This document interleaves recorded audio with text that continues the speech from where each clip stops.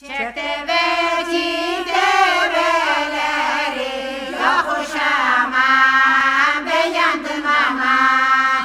Akan çeşmelerin suyu bulasın aman aman aman. Deveci sordum aslı nereli, elmas yanaklı, kiraz dudaklı. Çok sallama köpeği, düşürürsün bebeği. Bebek gelmiş yaşına, kapak ister başına.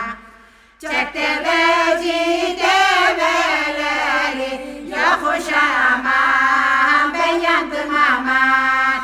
Gülmemeler birbirine, kokmuş aman aman aman.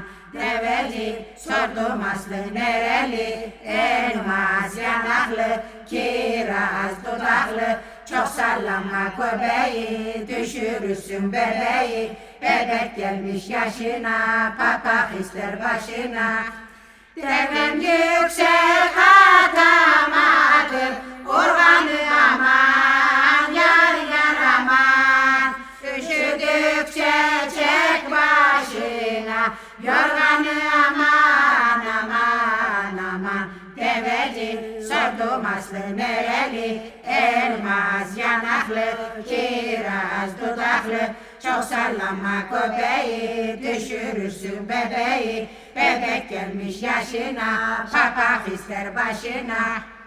Çek deveci develeri, yolansın aman ben yandım aman.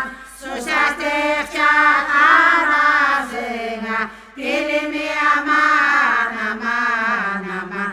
Deveci sordum aslı nereli, elmas yanaklı, kiraz dudaklı. Çok sallama köpeği, düşürürsün bebeği.